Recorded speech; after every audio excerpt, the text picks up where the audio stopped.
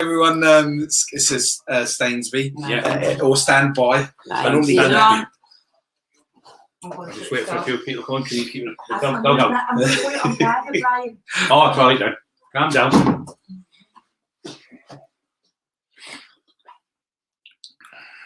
So we ready to go? Yeah. Oh yeah, mate. Yeah. So we're here today with Paul Stansby. Yeah. Paul, can you give your credentials? What you're about? All right. I'm Paul Stansby. I'm a podcaster. I come down today. It's just sprung on me. I come down today to see Brian to do a podcast with him. Absolute real deal. No messing, no joke. This guy is also a gentleman, and I've had absolutely amazing fun down there. Hostess for the mostest. I've had tea. I got offered bacon sandwiches. I've seen their amazing dogs. Their home's beautiful. Like, just beautiful people, you know. Yeah, you're welcome anytime, mate. Thank you. I appreciate it. Paul, it's got a story. Obviously, he's going to come up, but he's anti-knife the same as us. We've got our anti-knife, and he's got his, but it's different. Can you explain what? Yeah, so I set up a charity because I lost my brother to the streets. My brother was wrong place, wrong time. He was stabbed once. By four people, and I say stabbed once by four people. He was stabbed by one person, but he was set about by four people.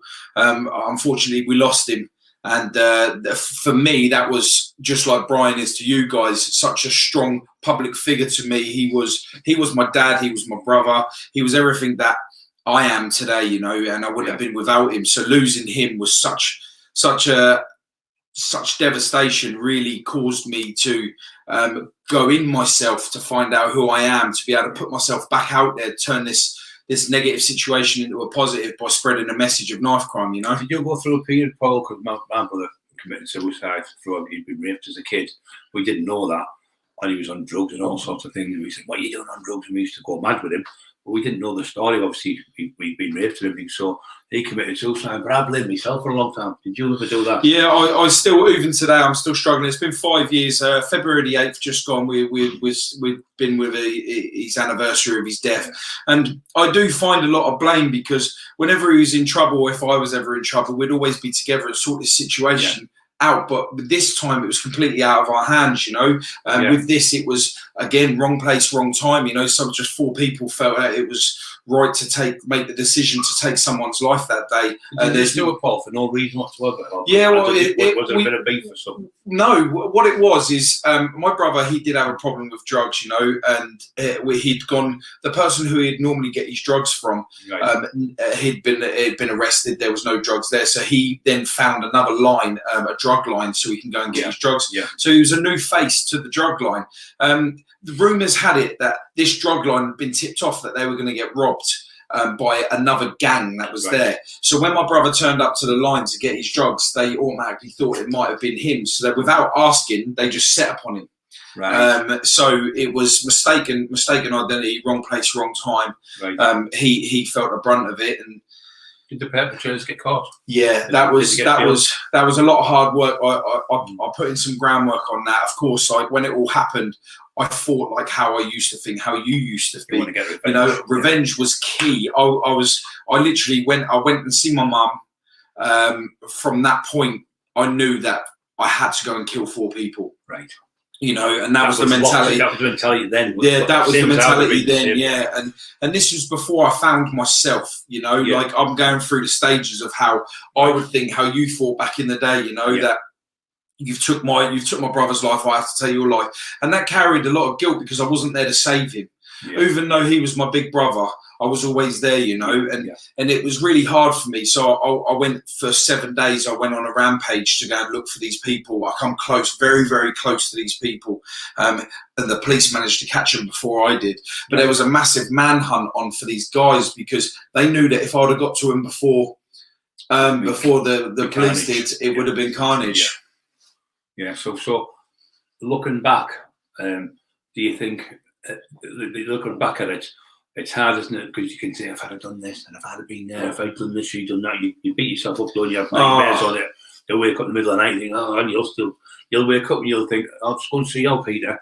Or you'll probably see your brother's name and you think, he's not here no more. And it took me, when I first got told he took his life, I went, you're lying, you fucking lying. I'm Yeah. screaming at them, you're lying, you wouldn't do that. You better stop telling lies. I'm screaming at me. I couldn't accept it. And somebody said, that's because you couldn't. It's funny you say about the screaming thing, because that was one of the things that I did.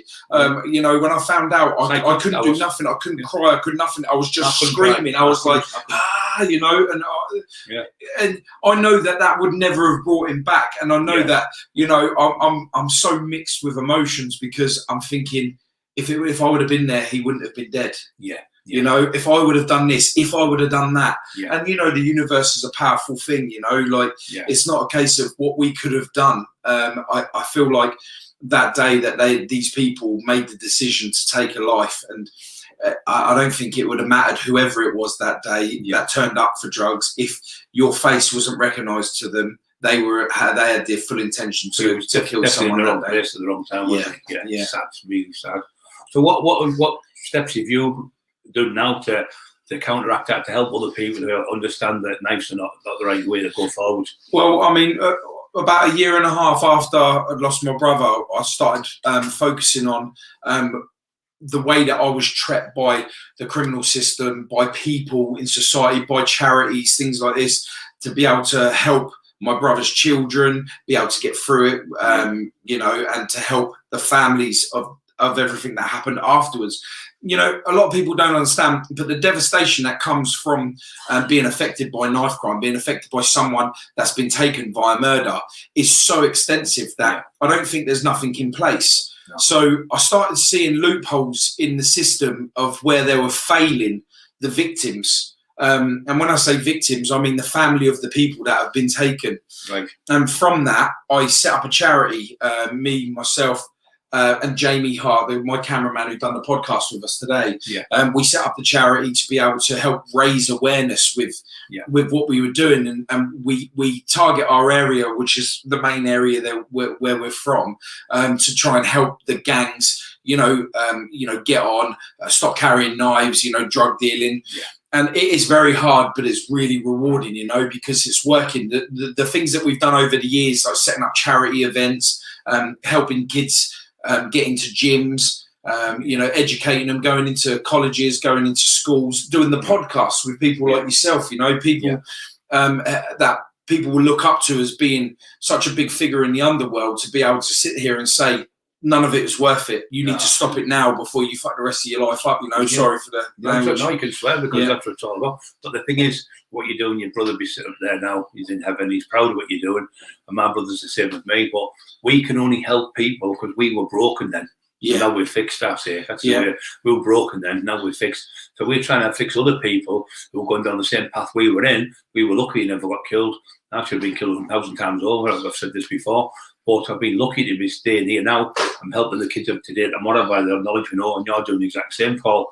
But do you think with the way that we've, do you think that the way that we've managed to survive the times that we have skipped death is because our purpose was now for this reason, 100%. To be able to help educate the next people, to be able to wake up and just see the devastation that's being caused from this, not just to other people that you're doing the damage to, but to yourself, because without you understanding the damage that you're causing to yourself, if you end up having kids, you can't take them to Disney World. You can't go abroad to some places. You can't get the job that you want to get. And we said this in our podcast, didn't we? You know, of being able to, you're ruining yourself and you're not even realising it. And the thing is, once you take someone's life, like we said in the other one, you take that life and you take that life with you for good. And you might feel good, I've killed him, I'm a big tough guy in jail when you're 20-odd-year-old, but when you get to the late 30s, 40s, all that guilt comes back on you, all that you wake up with nightmares. And you also got to remember, you're going to be in an 8x12 cell for 25 years. So you've taken your own life as well as that person's life, and all your family, you would see your kids, your mum and dad might not even make it before you get out of jail. So you're not going to miss all the times, all the Christmases, everything. So you're not just taking your life, you're taking all your family's life, all that person's family's life, and the person you've taken, and that person you've taken his life, You will regret it. Believe me, I've spoke to many of people when they're in their 50s that every single one of them regret killing someone, and then all every day they'll still pray to God, say, forgive me, and then it comes back on your bike on the backside. Yeah, I mean, we're lucky nowadays. I mean, I say we're not so lucky. Like we're struggling to see our children grow up. I mean, my mum never ever had children to be able to lay them to rest before her, let alone being taken in a way of such a horrific way, you know, of knife crime, just murder. You know, you just wouldn't do it. And there's kids today that ain't even making it to 16 years old. I urge anybody to put a challenge to their children. Yeah, for 1 week, spend 1 week and put them in your bathroom for 1 week. They sleep in there, they eat in there, they live in there, they exercise in there, they drink their drink in there, they go for a toilet in there. Stick them in there for 1 week. Just set the challenge to them, see if they can do it. Because if they spent a week in the bathroom and they can't even do a day, that's exactly what prison's like. Just give them a little insight, and you can do that in your home, you know, just help educate them and make them feel like they're in a cell for a day. Yeah, that's brilliant analogy. It's really good because just lay in the bath type of thing as if it's just a bed. Yeah, exactly. There for a week and just your toilet's right next to your bed. If anything is next to your head. It's the exact same what he says. It's the exact same type of size, really. Just you put that analogy out there, yeah. Just sit in that room. Even if you sat on the toilet, I'm going to sit in here for 25 years. If you went in the, it's just that's what it's like. It's been in there, and when you go to jail, guys, listen, it's frightening when you go to jail. When I went to jail for the first time, I was like, oh, it's the unknown. People tap to me, oh, I'm not scared about jail or not. You are when you first go because you don't know what's going to happen. You're going through induction, you're going through and then there's people stabbing each other with knives with plastic toothbrushes, the shanks. It's a horrible place to be. You end up on drugs in there. It's not a nice place to be. Jim. That's how my brother ended up on drugs. Yeah, he first time he'd done drugs, hard drugs, was in prison. You know, he got that in prison, and that's where his addiction come from. Was prison. You're padded up with someone who's taking on. Have a go. Then you get on it, and you have one go, and you have two. But next week you hooked on it, and then you have to rob people. You have to do whatever you're selling. You training. I've seen kids selling the trainees off their feet just for a £2 bag of smack in jail. I've gone back and got the trainees for them and paid the people for the money, but. It's terrible, isn't it? And out on the street, you're out being the man that you know, you're bad man that you're thinking you are, to only get you in a place where it's not really rewarding. No. And you'll find yourself, you have a fight with someone here on the street, you'll not see them probably for a couple of weeks, probably ever again. But you have a fight with someone in prison, you've got to see them every day. That stuff doesn't go away. So it's dog eat dog. I mean, why would you want to put yourself in that position, you know? And then there you've got like gangs on your door open in the morning. It's like the Yami B, another great kid who did a lot of jail. I love Yami, yeah. He's a great kid. He said the same. He said when you're in there, then you tap some people, whatever, you can't just hide in your house, lock the door, whatever. You've got a big dog in your house, whatever. You're in there and your doors are open, and people sometimes straight in. They put sugar in red hot water. They'll throw it on your bed or your bed because it sticks to your face. It's like napalm. So you're in there, that environment, and you're in a different world then. So you being the big man outside in your gang, you haven't got your gang with you. You're in there on your own. So you've got to adapt to that environment. And it's a frightening place to be, especially for somebody who's only 20-odd-year-old. Yeah, and we got a mutual friend, Liam Ditchy, and he turned around and said, he quoted to us once, you're so fast to do 25 years for your friend, but you won't do a 9 to 5 for your family. Yeah, that was powerful. That hit me. I was like, wow, that, right. You know. He's a really good lad. Yeah, absolutely true. He's in and out of jail most of his life, did loads of jail, but he's changed his life around. He's got a job. He's working on the railways. He goes to work, works hard. Like he said, when you're working for your money, it means a lot more because you broke your back working all day. But when you're selling drugs, you make money quick, but you spend it quick, you give it away. You won't have £5 grand, you won't buy a new car, a watch or whatever.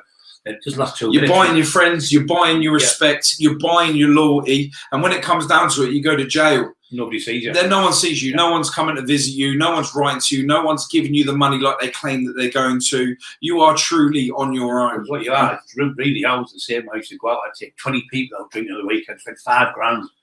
Went to jail for 3 years. It was 2 people sent me a few quid in. A few lads from Hartlepool and a few of the travelling lads come to see me.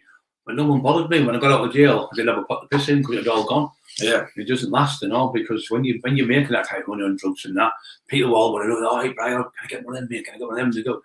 Then people don't want to know you because you're just a mug, really, and what you're doing. Yeah, and there's no good stories. I don't know anyone with good stories with drugs. It's always either in jail for the rest of their life, stabbing someone, or being killed themselves. Yeah, the graveyards are full of people who's selling drugs and they want to be the big cheese and all that. The police, listen, I think there's something like 27 satellites. As we are sitting here, they can be watching everything we do and everything you say. You've got your phone there. Your phone goes through all them satellites. They've got they can track you anywhere that you want in the world now with the technology. They just sit at the computer at home or they sit in an office. And they're all watching you. He's going to that house and he's got that one. They're writing it all down, typing it all down. Then they'll hit you. They'll nick about 50 of you in a big drug ring and get caught and you're doing 100 odd years in jail. Yeah. And we've seen it time and time again. And then when you look at it, it's all through the phone. You can have one of them. Can you get me one of them? And all these phone calls and texts, everything. They put it all together in a place. They catch you. And no matter how much money you've got, if you're getting 20 years in jail, you leave it, say, your wife or whatever, and then they end up nicking off for someone else, and then they won't wait. No one's going to wait 25 years for you in jail. Not going to happen, is it? Nah, fast money. Fast money is not the right money, you know. And to top it off, like, you know, you like I said earlier on, you're buying all of your respect. You realise that you haven't actually got the respect that you feel like you deserved, and that, you know, you'll only get that by being right, by connecting with your people truthfully. You know, we said it earlier on. You was in prison with 3 guys. They said it was 2.5 seconds, 2 seconds, 2 seconds each. 2 seconds each person to for the action that they put forward to kill someone, and between them collectively 75 years. 75 years for 6 seconds. 6 seconds, yeah. So when I told them, they went, and the screw said to me, "Man, that was brilliant what you just taught them." He said, even the hairs on the back of my neck stood up. They went, 25 years for 2 seconds. What's 1, 2? You're going to jail for 25 years. Absolute insanity. But if you don't carry the knife, you won't be able to use it. If you carry a knife and you end up getting into a drink, you get into a fight with the rage, you'll pull the knife out and stab someone. But if you haven't got the knife, you can't draw it out and stab someone. So don't carry knives. You don't need them, guys. Honest. All those people, I'm a tough guy because I've got a knife. No, you're not. You're a coward. And people carry knives can't fight because they're cowards, so they carry knives. If you can fight, you just have your hands. You know, sort out with your hands. And but no, they have to carry knives. And when they're doing it, like I said, carrying it to show off, you're not looking good, are you? You're not looking good. You're not looking good. No, it's fake rep. You know, it's a fake rep. You know, like you think that you're gaining respect because you'll walk down the road and everyone's going, "Oh, you're right, you're right," and you're bibbing. People are bibbing, and that's out of fear. You know, and there's a big difference between learning your respect being out of fear and being for real. You know, because when you're on your ass, the real respect comes and sees you. It comes and helps you. It comes and makes sure you're okay. You know, the fake respect is, if you're hurt, they're actually laughing about it. They're like, good, you know, you deserve it. You know, you can't go through life like that. And unfortunately for me and Bryce, he had to live a whole life of what he was doing before he realised that goodness actually brings correct respect. And for me, I had to lose my brother on the back of this for me to be able to realise that what I was doing, which is exactly what we're talking about. You know, I've been there. I've done a lot of this stuff, committed serious acts of violence, and thinking that it was going to get me places. It was going to be, I was going to get loved. I was going to be this and I was going to be that. And it wasn't until I lost my brother, someone that I thought was completely untouchable, that made you realise you're not invincible. No one is invincible in this game, and everyone is a target. And the more that you live in a way where you feel like you're untouchable, you become a victim to yourself. Yeah. You know, and the only person that can pull you out of that is yourself. You need to have an understanding that, you know, you need to make a change today before it's too late. Not tomorrow, not next month, not next year, today, right this second. If you just, like you say, if you're hanging around with people who sell drugs, you end up taking drugs. If you're hanging around people who carry knives, you end up stabbing someone, killing someone. And that's all it is. If you're hanging around football, you become a footballer. You're hanging around with bodybuilder, you become a bodybuilder. So the friends you choose are what you become. Yeah, show me your friends of yourself. Show me your friends and I'll show you what you are. Yeah. Simple as that. Yeah, that's absolutely true, mate. I couldn't agree with you more on that one. You know, and we need to be able to realise what's going on with our children as well. Start recognising, you know, what's happening around them, because it might not be them. They might just be the kid that's standing there in the crowd. But joint enterprise now, your kid might be standing there. If a murder happens, your kid's brought in with that. Can you remember the one from, I think it was Nottingham, Paul, where his cousin said, "Can you nip me to the kebab shop?" And he nipped him to the kebab shop, and two of them went in and stabbed the guy to death. And because he gave him a lift in the car, he got 25 years as well. For being in concern, it's called. Yeah. So it was because of the lads, the black guy who got stabbed in London. Do you remember him? He got killed, and they brought the law out. I can't remember his name now. Domino? No. Going right back. the night, I think it was the 90s, he got stabbed to death. There was about 20 of them stabbed him, killed him. They were laughing about the police and put bugs in the pool room where they were playing everything in the court and all. Was it Llewellyn, I think? Something like that? Oh, yeah. Lawrence, yeah. Yeah, I think it was him, Lawrence Llewellyn, something like that he was called. They actually killed him and they brought the law then, because what they used to do in them gangs would be 20 people jumping you, but that's tough, innit? 20 onto 1. That's really tough, innit? I'd read, 20 onto 1, ridiculous. And then they stabbed him to death. So what happens? One will put his hand up and say, I did it. So the rest will get off. But now, if there's 20 of there and you kill that man, all 20 years go to jail for being concerned. Yeah. So you get caught. So it's not worth it, is it, mate? No, it really isn't, And a lot of people, guys, I know, like, when you see, like, you've been framed, you get your phones out and you film someone falling over, it's funny and stuff, and I get that. Yeah. But this whole fighting thing, you're adding to a real vicious pot, because you imagine if you sit there and you recorded someone getting their face smashed in and you put it on social media, you're going to get the likes, you're going to get the views, you're going to get the comments, you're getting the algorithm that everyone seems to be running for these days. But can you imagine that that's your kid, your brother, your sister that's having a hiding and they're recording it? Yeah, how would you feel? Because I guarantee you'd put your phone back away. You got to stop glorifying this thing, and take it to a ring. Take it. I'm not saying don't fight. I'm just saying don't use weapons. Don't go 20 man on one. You could have a straightener. You can go to a gym. You go to any local gym and turn around and say, I have a problem with this person. That we need to sort out a fight. They'll give you the 3 weeks training or whatever, and then you go and have the fight. And it's solved. Problem done. You'll probably end up being pals at the end of it. And no, with when you have a fight in the ring, like all boxers like Kelbrook and Khan the night, they're not two tons of shit out of each other, but then they're best of friends. And that's what happens when you box. But when you stab someone to death, you go to jail for life and you killed someone. There's no way that you can get away with murder. Not now. No. Not now. They said to me before the police said, one thing you can't get away in this country now is shootings and murder. They will not stop relentlessly until they get you, and they will hunt you down, they will catch you. There's no way you can kill people and get away with it now. The technology is exponentially massive. It's not really the police that have got cleverer, it's the computers, it's the cameras, it's the public, ring doorbells, the public, the phone up. I mean, we live in Middlesbrough, there's more cameras per person in Middlesbrough anywhere in the world. It's really a little tiny little town. So you can't get away with things. You've got cameras in taxis, you've got cameras everywhere, bus stops, buses as well. Just everywhere. So you can't get away with things. Like we used to we'd go and have a fight on the beach, but these people are fighting in the street with knives, and you're going to go to jail for a long time. Just put that knife away and stay. I'm not hanging around with them. And get yourself a nice job, get yourself in the gym, train, keep healthy. You don't need loads of friends. I never had no one. I had a couple of friends when I was a kid. And I got on with them. I'm still friends with them to this day. You don't need to be in a gang. Why do you want to be in a gang? Does that make you hard standing in a gang? We used to be in gangs, but we weren't in gangs fighting. But we played football. We'd be playing games like tennis. The tennis would come out. We want to be the best tennis player. And cricket would come out. And then the football would come out. And we played them type of games. Kids now would just think they're watching too many of these movies where they're in gang stabbing people. And it ain't good as it may. That's the same when I was saying about people recording and putting them up, World Star and stuff. These pages are really good. I mean, people blame social media, but without social media, we wouldn't be able to put the message that we put out. We wouldn't have met the way that we met. So social media is very powerful, but at the same time, it can be very dangerous as well. Very much so, yeah. So really, it's good and evil. You can use it for good, you can use it for bad. But this is. But if you're mentally, your intentions are evil, social media is going to be a platform where you're going to thrive on. If your intentions are beautiful and you want to make the change and you want to stop people going through the same pain that I've had to go through, what Brian's had to go through with his brother, and it can really be beneficial for us to be able to get the message out there worldwide, but unfortunately, we do have some people out there that are using the platform to be able to gain notoriety and respect and cause the problems and create the beefs. But just remember that one day you're going to have a child, and your child's got to grow up in a world that you're a product of making. Yeah, and then it can come back on you saying that's such and such's son, he done this and done that. Yeah, that comes on your kid then, doesn't it? It's not just you. It comes on your children. What you've done, he killed that man, he stabbed him, he's a coward, and he done this, he done that. So then the kids get bullied.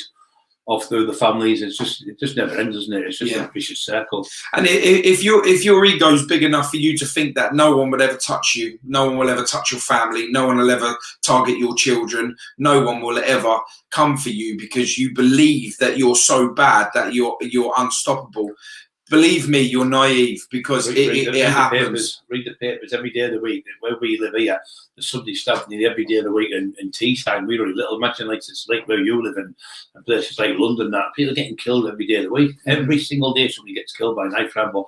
There's a blanket over it. They don't want you to know how many people are getting killed because it's exponential all over. It's going up and up and up. It's like infinity on beyond. It never ends. Yeah, I mean, we target schools and stuff, and we get messages from parents all the time that, on our knife crime page, which would be Lucky Anti-Crime Foundation, and we get messages all the time where we get parents saying, "Oh, my kid got threatened to be stabbed," and you know, we've gone to the schools and we've retrieved knives from 10-year-old. We retrieved a 7-inch blade from a 10-year-old girl who took it in to stab a boy after he shoulder barged her the day before. You know, so this is the stuff that, you know, you send your kids off to school thinking that, oh, they'll be at school. You don't even pay no attention to it. They're going to be safe. There's teachers there. There's not. Trust me, there's kids in your kids' school that are carrying knives and they're being taken at knives because schools are not allowing us to go in to raise awareness because they're afraid that their Ofsted rating will go down and they can't get the funding because all these schools, I don't know what it's like up north, but have you got academies up here? We've got schools. We've been into school talking about knife crime. Yeah. The teachers loved it. We went into one school and we got a phone call saying 3 of the kids is going to stop carrying the knives now, just so you can help. Even if you can help one kid, you're doing good. But we're going into schools all the time. I've been doing a lot more now. And I'm going to be on with the mayors, 2 mayors, one from Hartlepool and one from Middlesbrough. We're trying to do the machete. I think, why do we need machetes in this country? Unless you need them for a special job, which you'd obviously get a badge to keep it. Why do you need a machete? What most kids now will watch somebody. I'm going to get my machete. I'm going to chop it up. There was 2 in Middlesbrough the other week got caught. 15-year-old with a machete. He's going to chop somebody up just because we're arguing on the computer with them. So the machete, you don't need it because you might need in other countries to cut banana trees down, you might need for jungle, but you don't need machetes. And same as knuckle dusters. Why does anyone need a knuckle duster? The only reason that you run a knuckle duster is to hurt someone with it, put it on your hand and make serious damage and kill someone with it. So they shouldn't sell them, to ban them. Well, there was a petition that was created to be able to stop zombie knives. You know, it was one of the most fast-growing, popular knives to be able to have. If you never had a zombie knife, you weren't really anybody on the street. So it was very beneficial for people to be able to have a fashionable knife, which is really crazy if you think about it. Like, to think a knife would be fashionable. Yeah. So what they've done is a petition was put to it, and the zombie knife got banned from the UK. You could not buy a zombie knife in the UK. Now, I've just started noticing that they've started selling the zombie knives again. But it doesn't say zombie knife written on the side of it. It doesn't say zombie. And that's how they've managed to be able to overlook, to be able to sell. It's just take the name off of the knife. The blade is the same shape. It's the same size. It's causing the same damage. And all they've done is took off the word zombie to be able to resell it. What they should do is say any knife in this type of shape, form should be banned. 100%. 100%. But that's just a loophole. There's some smart lawyers done, shame on him.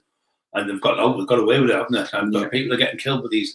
You know, they're only for one thing and one for another, to make damage to the human body, to kill someone, and that's why they. Imagine there being a company that's make a knife so all the kids will buy it. Yeah. How sick are these people? How sick are these people? These knife factories that were making them. Just fair enough, you make knives to make butter, your bread and things like that. It's different. But these knives are made to penetrate the human body and kill people. Yeah, that's the only reason why they're made. You know, why else would you have a fancy knife that's sharp?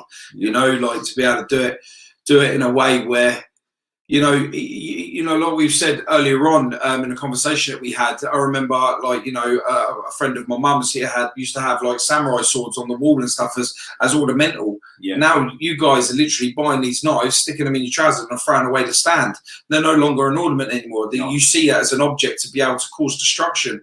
And guys, what must you be thinking when you're picking this up? Because it literally takes 2 seconds to lose your life. That's whether you die or whether you end up going to jail for collective 20 to 30 years, you know, and this is real. Like, they're making you serve full sentences as well. Yeah. It's not as if you're going to get 20 years and be out in 10. You know, you get 20 years, you're serving 20 years. If you're 16 to 20 years old and you've just been given 20 to 30 years, what do you think your life's going to be when you get free? You've got to sort yourself out to be able to deal with the outside world again. You've got to learn it all. You've then got to learn how to find someone to accept them in for you to be able to possibly have a child at that age, to be able to carry the legacy of your name on. You know, get a job. You'll never be able to get a mortgage. You wouldn't be able to travel abroad. You'll be under life license, so your restrictions are great. Like, all for what? Yeah, out here there was something like 20 people in 1 year. I can't remember what year it was. It wasn't long ago.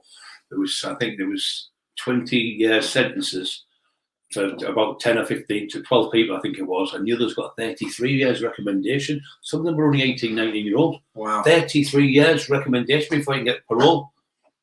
That's crazy. One even videoed the lad after he stabbed him and chopped him up and cut his face off and everything. And videoed it. He got 35-year recommendation, rightly so. It's evil intentions, but videoing stabbing someone, killing someone, just not right. And that's only a small town, Middlesbrough. You know, and you guys, when you're doing this crime as well and you're recording it, you pretty much, and to still think that you'd be able to get away with it after recording yourself do it, yeah, it's crazy. That's what they did, exactly that. They've done it, and they've got the phone that should stab him, cut him up, and he said, "No, you're not videoing. I can't see him properly." How sick in the head, wow. People. That's sick. The video of a man getting killed and he was dead, they were still cutting him up and stabbing him. It's really, really bad. I just can't contemplate how the brains think.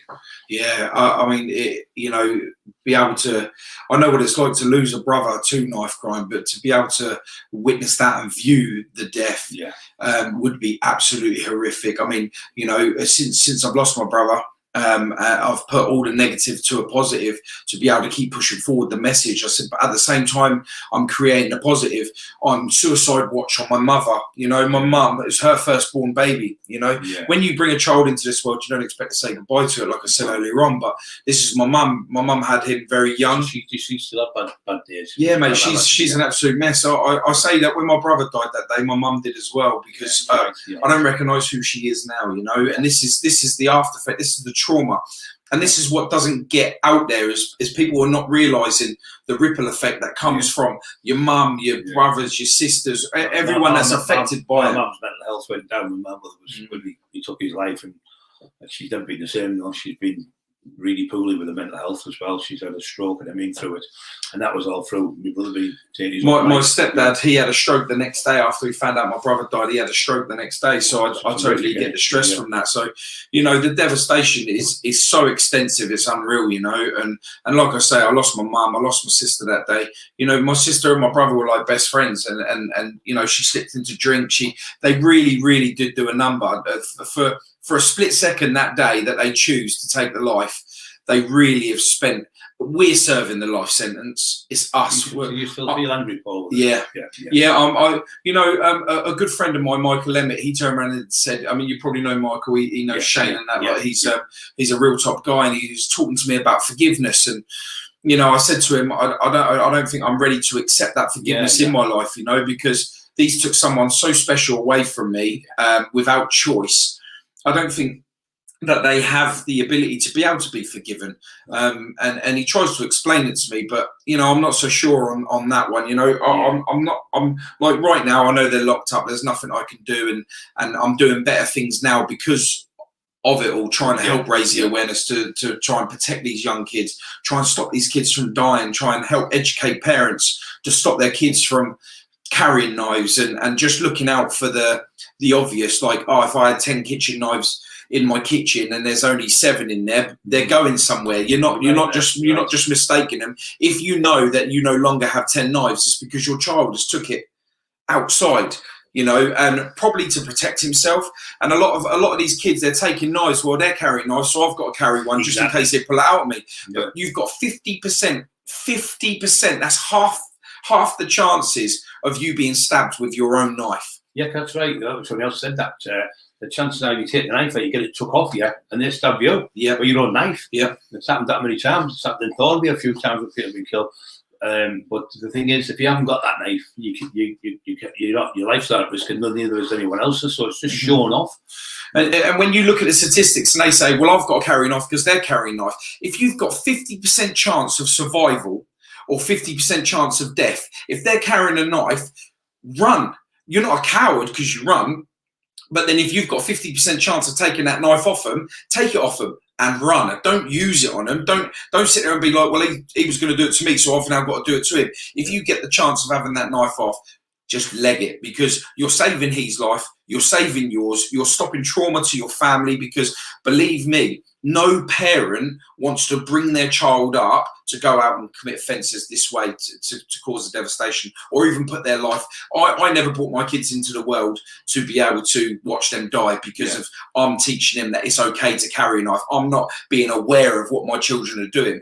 As I said, every 10 children, 2 are going to be a victim of knife crime, whether it's they've killed, they get killed, or they are around, somehow around. That's 2 out of every 10. I have 10 children.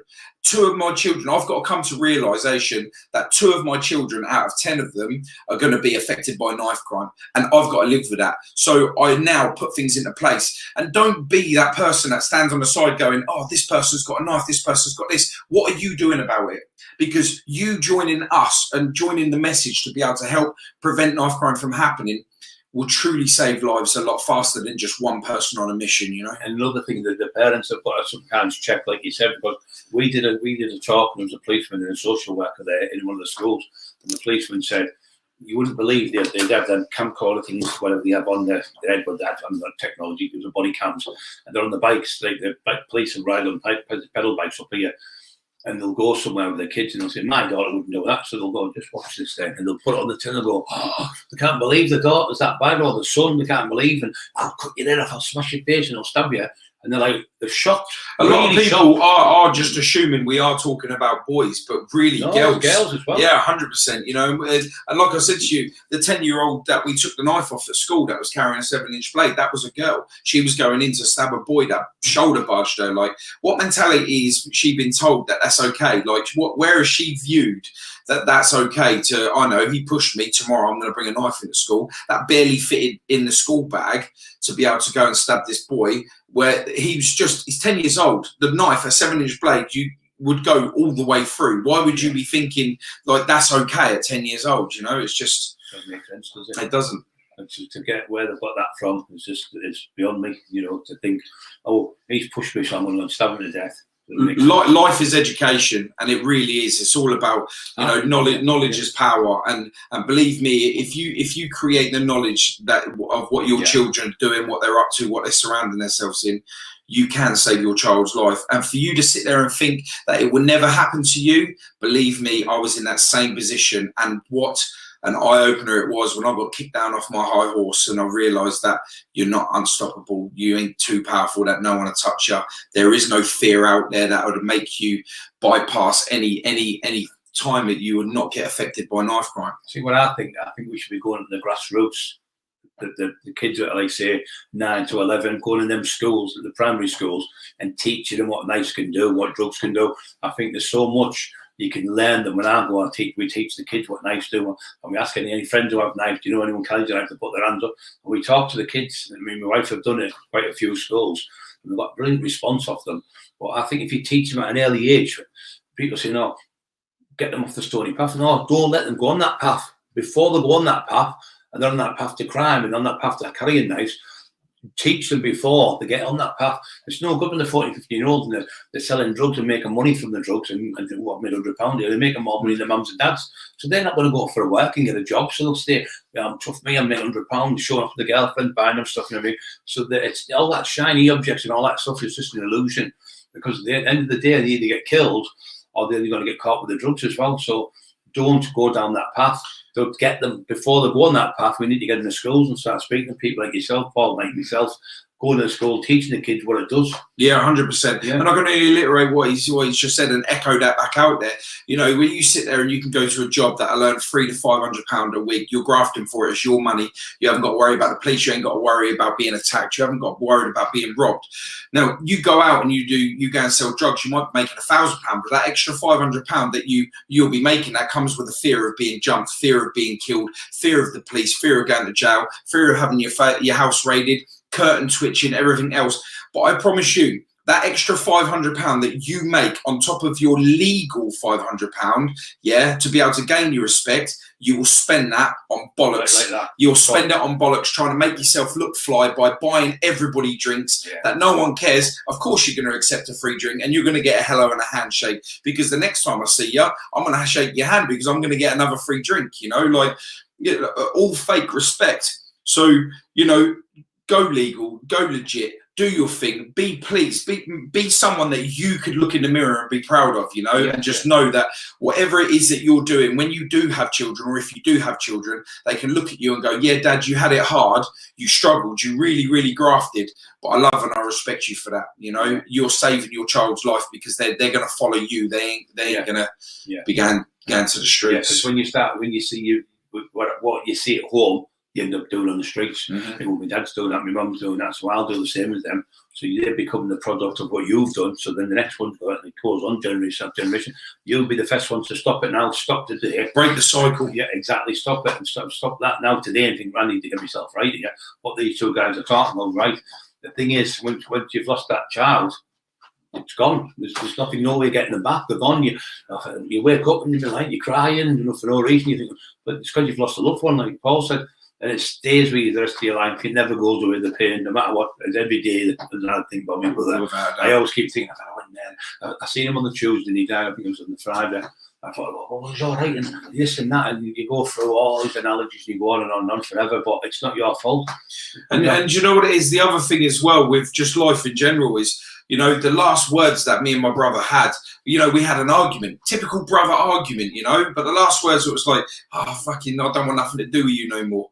I did not know that was going to be the last thing I ever said to him. If I would have known that, I would have never have said it, because believe me, if I could cry about anything, and, you know, I'm a grown-ass man, if I could cry about anything, and, you know, we all do, and anyone that says that they don't cry is a liar, or you're cheating yourself, you know, and like I say, if I could cry about anything, it would be the last words that I'd chosen to say that day, because I'd always think I'd have another time to be able to see him, give him a hug and say, we good, yeah, we're good, but I can't anymore. I've got that. So, you know, I urge you, to anyone that you've fallen out with or you've had words with, do not leave it on that mark. You know, be the bigger person, whether you're in the wrong or not, and just make sure that they're fully aware that you do love them and you are sorry, because once that's taken from you, you will not get the chance to do it again. It's like all the people you might have felt, your older brother or your sister or your mum or your dad. If you don't go and see them, if they do pass away, you'll think, for the rest of your life you'll regret it, because you haven't seen them when you should have seen them, and you can't go back in time because it's gone. My biggest regret in life is that. Yeah. You know, not appreciating whilst we're living, and we're all guilty of it. You know, we're all guilty of this thing where we should have done more. You know, we go to the funeral, families meet up with each other, you take phone numbers and go, we should stay in contact. You know, the next time you're going to see them family is at another funeral, you know, and yes, everyone's got their own life and they're busy and they move on and they do their things, but, you know, a hello, how are you? Every now and then it will save someone, you know. You know, and it's very important. You know, I knew my brother was my brother, and I knew what I do now, to the extent of what I do is really extensive. You know, all my spare time is taken up with my charity, driving across country to do podcasts with people to help raise the awareness. But when I was sitting next to my brother, when it counted, when it was picking his final clothes for his coffin, when it was picking his final songs, his favourite colour, I never went out of my way when he was alive to find this out about him. So when it really mattered, when I'm picking his last outfit, his colour for the balloons, his colour for the banners, you know, I knew none of this. Now, why did I know more about my friend that I was fake than I did my own brother, the person that I spend my life with? I knew nothing about them. So it's very important that you really pay attention to what you've got in your life, because, you know, everyone's chasing this money and they're chasing this thing that they class as, I need money to be rich. As long as you're breathing, as long as you've got health, as long as you've got love and respect in your life and you're willing to give as much as you get back, you are rich. I'm looking, you've got to be content as well sometimes. You get these people, I want a big Porsche, I want this, but you know what, I've had them. You know what, it's just a car. If you have £1,000 car, if you have a 100 grand car, it still gets you from A to B. There's no big difference. Oh, look at me, I'm in this big. No one gives a shit. Yeah. He's in a big range. It still gives a shit. You'll get more jealousy from people than you would do respect when you're driving your cars. And you as an ego think that car is. Just because you've got a big goal, I've got a Rolex watch, 20 grand, I get all that rubbish, and all the others, just an object, it's a gold chain. Yeah. Nothing doesn't mean nothing, it's a chain. And you're lining yourself up to get robbed. Yeah, it's just absolute nonsense. All that stuff, well, I want to get a gold chain, I want to get £300 train, you want a £300 tracksuit, mate. You can get an Adidas tracksuit, 50 quid, it's just as good. Yeah. You know, but these people are obsessed with it. I've got to get £300 shoes, they'll go and spend a full week's wages on a pair of shoes.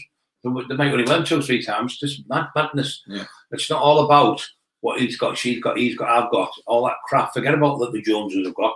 Just get on with your own life. Live your own life the way you want to live your own life. Don't live the, because she's got a bigger car, I'm going to have to get a big one. Forget about all that and stop all that jealousy because it just eats you away. Yeah. And it's like no one died of a snake bite. It's the actual poison. You get bit on your foot and it soothes it. That jealousy starts seething through your body and she's got a better car than me, she's got better clothes than me. Oh, forget about all that rubbish. Jealousy is a horrible, horrible thing as well. Yeah, very much so, mate. I couldn't agree with you more. Yeah. So what have you had any good thing? I'll tell you a quick one here. I went to get a tyre for my car. And I went to there's a garage not far from me, about 4 or 5 miles. So I goes down with Manioc, my mate. And anyway, he changed the tyre. He went, I said, how much you owe you, mate? He said, oh, your money's not good here or something. I went, what's the matter? He said, I'll just tell you a little story. He said, my son stabbed someone in school, 15-year-old, in the leg with a knife. He said, I got him to watch your documentary. He's gone to college and he's won Scholar of the Year at college. Wow. By watching your documentary. You've saved my son's life. He was tearful as well. And I was getting a bit of a lumpy, folks. I was like, oh, brilliant, I've done help this kid. And that is great. And he said, oh, tyres for free. I was like, unbelievable, you know, but just couldn't sat by. I think I've done a great thing just because he's watched the documentary about don't carry knives and don't do it. He went to college and won a scholarship, the biggest, whatever it is, award he won at the university. College and just to sit back and think they've saved some there. Have you heard any stories like that? Yeah, I mean, when we'd done a lot of our charity events, so there was one that we'd put up. We'd been asked to coincide with the local library on a troubled estate, and we were working together with them, and we set up an event, and they had an event that was based on mental health, and they were doing their thing, and we come in with the knife crime and the gang culture. Well, we decided that there was no relationship between police and cons on the street, like kids that are getting into trouble. And that was a real issue for a lot of the kids. When they saw the police, it was a negative. They just looked at it, they looked guilty. There was like harshness coming between the two. So I decided to, me and my team decided to set up a basketball tournament at this event, which drew in thousands, absolutely thousands of people. And we had the police v cons. So the kids can build a relationship up with the police to be able to, if they saw them, they could be like, all right, no trouble, just have that sort of, rather than it be so negative all the time. Because, a lot of you people, when you be hating the police and stuff, but if something happens, to your mum, to your sisters or anything that's serious, your house gets burgled, first people you do is call the police, and I get that mentality, like, the police are horrible. But you think about, you crash your car, the police come, drag you out of the wreck, you fall in the river, you get drowned, they'll dive in the room, save you. So they're not all bad people, not all police are bad. We've done things at the schools with them, and we've gone with them. The police have been there, social workers, and we've helped them. The kids, look, they're not all bad guys, and they've changed the way of thinking, because your houses are like, the police will turn up, they'll kick the door and save you. So, but they're not all bad guys. You get good and bad in every single job. You get good and bad. The most police officers just go to work, make a few quid. Same as screws in jail. You go to jail, and screws fucking hit them. No, whoa, think. You committed the crime, right? If you committed the crime, then you've got to do the time. And at the end of the day, the screws never put you in jail. You put yourself in jail. So you've got to say, wait a minute. These people who keep getting sent in the block and they can't do their own jail because they can't do it. They can't, like you said, you can't sit in that toilet all day, like a bathroom. You can't do it. Their heads are done in, fragged, so they get put in the block. Yeah. But if you're going to get in trouble, one day you're going to get caught. You might do it for so long, you'll get caught. And the average bin man who works, he makes more money over the 10-year period than you do, because you're going to jail all the time. And that person who's making 300-400 quid a week, they've got a safety. The house is paid for, the bills are paid for. They might not have a top of the range car, they might not have the top of the range house, but they're happy. the content what they got was, and they live the life and be content and say, I went to Jesus, with Jesus is the way. We say, I mean, my wife, we were Christians, and just be generous to people and help people. You don't have to give them money. You see somebody struggling with a bag, shopping bag, just get out one hand or open the door for someone. Just be polite to people and have manners and courtesy. It goes a long way, especially in my era. It means a lot to people if you help someone. If somebody's struggling and put a tire on, help them to pull over and help them.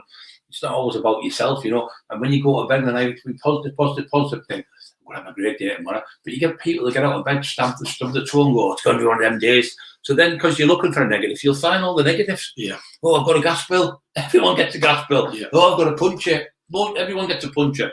So you can't look at the negatives, because if you look at negatives, you just drain yourself down and down and down like a battery.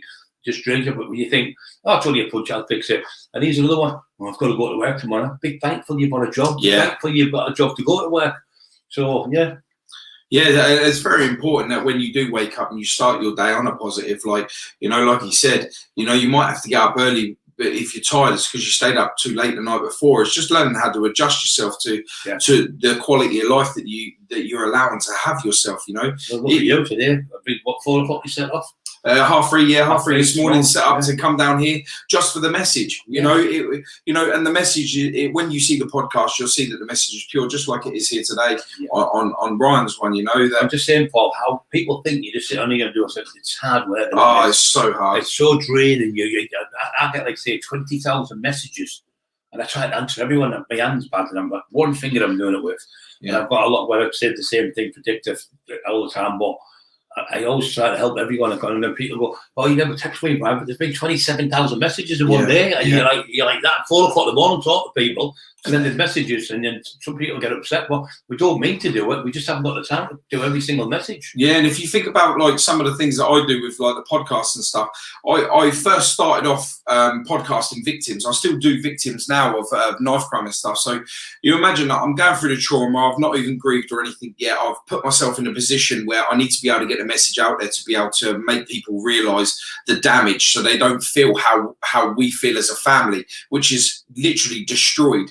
Now, every time I do a podcast, I'm listening to how, you know, that they've killed someone, or they've used a knife, or their children have been stabbed. The mums, the brothers, the sisters, everyone's podcast that I'm doing. Now, this is damaging me. Every single time I listen to a story to help get that message out there, to help save your children's lives, the next generations after that, this is destroying me even more, and it's breaking me. But I know that I'm here to be able to put that message out there, so I'm willing to take the sacrifice of the pain so your children can survive. You know, and a lot of people never ever look at that, because I put myself in a firing line to be able to. Sometimes you can take on too much, Paul. You notice that when you try to help everybody, people, oh, you haven't helped me. I've done 30 phone calls today. I've done 30 messages. Get well soon. I love you to bits, and you're exhausted. We're going to bed sometimes 4 in the morning, and then we're up at 8 o'clock to do more podcasts. You got to do them. You got to get the people to come on. You got to organise it. You got to travel. You got to do things, and it's just hard work, aren't they? Yeah, but it's worth it. I always say we can't have a podcast if you don't watch them. Yeah. So we over the moon. You watch the podcast. Oh, absolutely. Without us, we can shut out there. We can help people because of the past we've had, and we've had the experience of what we do. It's like a school teacher going to be a school teacher or a doctor. They have to do 5 years. We've got the past of. I've got 30 odd years of probably doing what I did before. So if we can help you, we can help you. But we can't help you if you don't want to be helped. You can only help someone if they want to meet you halfway. I want to help this, I want to do this, I want to do that. But you have to stop saying you're going to do it. I'll start next week, I'll start tomorrow. You're going to do it today. Start today and say, don't live for tomorrow, start with today. But tomorrow may never come. How many people do you hear? We had a friend not long ago, John Jabb, he passed away. Yeah. And he'd sleep, you know what I mean? He was only 40-year-old. Asthma, Asthma, and absolute gutted we were. He was coming on the show and he passed away. And I still see his name. I've still got his number on the phone of him, but like I say, the memories we had were good memories for him. But if you've got friends out there and family that you haven't spoken to for years and years, don't go and be the better man, like Paul said, a better woman. Go and say, I'm sorry about that. It was my fault. Even if it isn't your fault, just make it look like your